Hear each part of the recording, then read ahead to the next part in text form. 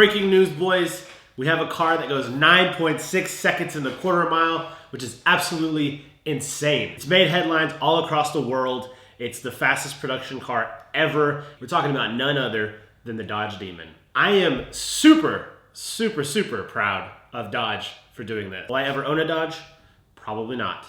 Can I be proud of what they're doing?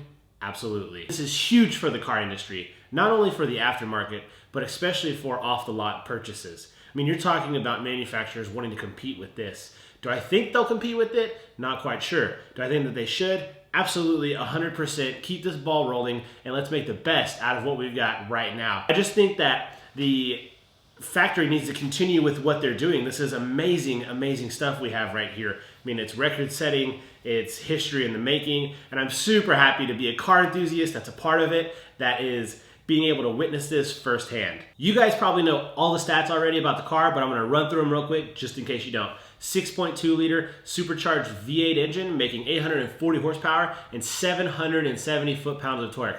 That is mind-blowing.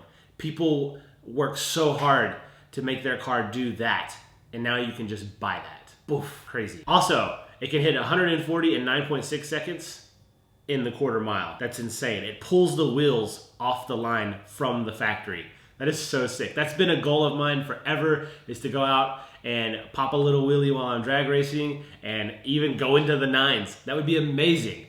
It can hit 0 to 60 in 2.3 seconds, and it hits 0 to 30 miles an hour in 1 second. Unreal, guys. Unreal. None of you, okay, I won't say none of you, but very few of you. There's a very minute population out there that has been able to accomplish this. I mean, it's in a daily driven car. Like, you can drive this thing. Although it is 100 octane and there's some specialties around it, you can register this and you can drive it on the street. This is a street outlaw right here in the making. It's unreal. I know we talked numbers, now let's talk inside the car. If you're looking to bang gears and shift, it's not gonna happen. This is an automatic car only. And something else that I find interesting is that it only comes from the factory with a driver's seat. Something else I found hysterical is if you look in this picture right here, you'll see the automatic shifter. Notice behind it, 2 cup holders, 1 seat. So if you're really thirsty while you're racing, you can have 2 drinks. It's just silly to me that they're only gonna put 1 seat in the car. But from what I'm reading right here on Bloomberg, which is where I source these images, that you can purchase the other seats, the passenger and the rear seat, for $1 a piece. So maybe that's true, maybe that's not. But they're saying that by pulling out the other seats, you save over 200 pounds, which is incredible amount of weight. They must have made these things out of like dead weight, like lead. Is insane. So maybe it's just because they're really fancy and they have all these motors in them and they have massagers or something. I don't know. But 200 pounds seems excessive for 3 seats. One thing that I think is super awesome about this car is, you'll see in a picture here, is that you can actually get a track pack with this car, which gives you a drag setup and tools so that you can change your wheels at the track and make any fixes or adjustments that you might need to at a regular drag strip. That way you don't have to bring a whole nother vehicle and haul your wheels around and that sort of jazz. So pretty cool. They're really marketing towards the demographic of the racer with this, and to me, it just means everything that Dodge is stepping out on a limb and they're going this direction with it. Manufacturers for years have known people are going to modify their car and race it, whether it be in the form of road course, drifting, drag racing, roll racing, whatever. People are going to modify their vehicles and they're going to want to race them. And Dodge knows this. And Dodge is building a car specifically for people that can do that. And now I know you're gonna say it's $100,000+. I get that. But think about all the guys who can afford this car and that have been wanting to drive a car like this forever and may not have the autonomy to go and buy a car and work on building a car or pay somebody to build it for them. This is off the lot. They don't have to throw $100K at a shop and say, make my car fast, and maybe I'll get a car in a year, or maybe it'll run right, or maybe this, maybe that, maybe this. This car's gonna run, and it's gonna be amazing, and I can't wait to see it in action. And these guys have a present that has just fallen in their lap. And I totally get the argument of built, not bought. So trust me, I understand that. I'm currently working on building my own Mustang right now. Short little plug, link in the description if you wanna watch other videos, but make sure to subscribe. But I mean, if I had money, I would have bought a car that was a little bit higher up than a base model GT Mustang, right? I mean, you'd buy a GT 500, or you would buy a Hellcat, or you'd buy this, or you'd buy that. To be able to go and buy this car and be able to run what it runs is pretty awesome in my book. I've mentioned the Hellcat twice now, and I briefly want to touch on a subject that I've seen floating around the internet, discussing the resale value of a Hellcat. I don't think there's any reason for concern there. If you look at the basis of what we're talking about a $70,000 car versus, I think the top side of a Demon is $130K. I think that's two totally different buyers. I do think that there are a few people that own a Hellcat that can afford the Demon. And I think there's far more people that don't own Hellcats that want to buy a Demon than that do own a Hellcat that are going to buy a Demon. So I don't think you're going to see all these people jumping ship and selling their Hellcats left and right, and it's just going to drive the price down.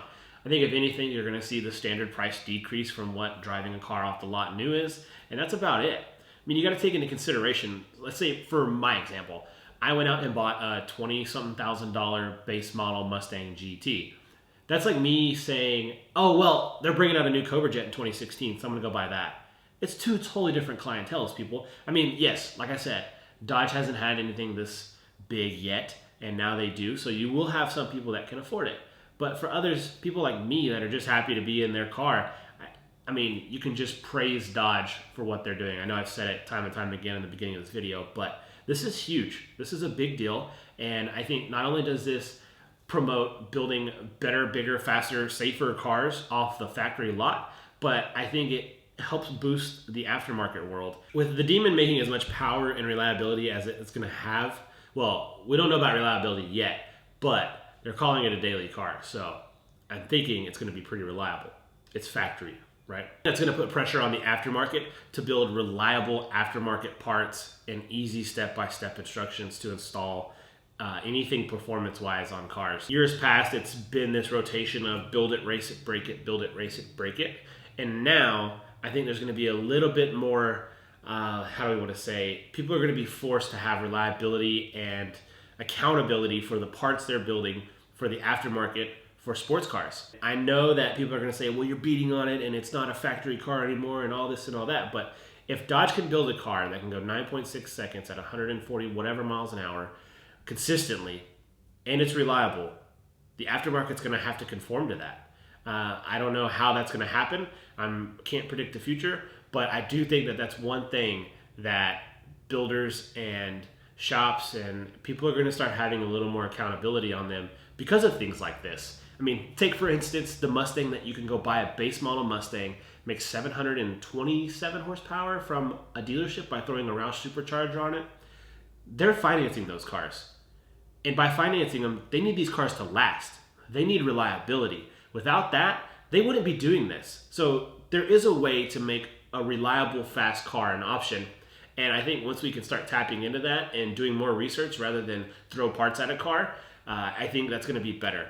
And because of the aftermarket world that we're in right now, it's on a high, man. We're still climbing on how high this aftermarket can go. I've said it time and time again in my videos. We are living in a world right now where the economy is going up. Then when that happens, people are going to be purchasing cars, and then they're going to be buying accessories and aftermarket parts and superchargers and turbos and boost and fuel and all this good stuff for their cars. And it's just going to, that when you spend money, that allows the companies to take that money and do research and development and make it better and make it better and make it better. And as long as this economy goes the way it's going, and I think the way that the aftermarket world is going, we're just in a really good stretch of great automobiles for our future. And I'm super stoked on that. I couldn't, as just being a car lover in general, you can't be mad about what's going on with the Dodge Demon. That's gonna do it, guys, for my short, brief talk on the Dodge Demon. I am excited for it. I'm excited to see it on the road. Will I ever pursue owning one? Absolutely not. I'm a Ford guy till I die. Don't discredit me for that. If you like what you saw in this video, make sure to leave a like rating down below. If you've got a question on the Demon, don't ask me because I'm reading it off this website, which I will link in the description below. But if you do have a question on anything that I've said, maybe some of my views on something I didn't really touch on, leave that in the comment section below. And if you really, really enjoyed what you saw, make sure to hit that subscribe button. I post new videos every Mondays and Thursdays at 4:30 Central Standard Time, and I would enjoy having you guys around for the future. Do all kinds of things with car reviews, events, racing, building my Mustang, and I also have a Focus ST, but I'm currently doing a build-off challenge with my buddy Todd. So if you're interested in any of that, hit that subscribe button. And before you go, I want to thank you guys so much for watching. It's been Sean, or Mustang09, and we'll catch you back here next time. Take it easy, boys.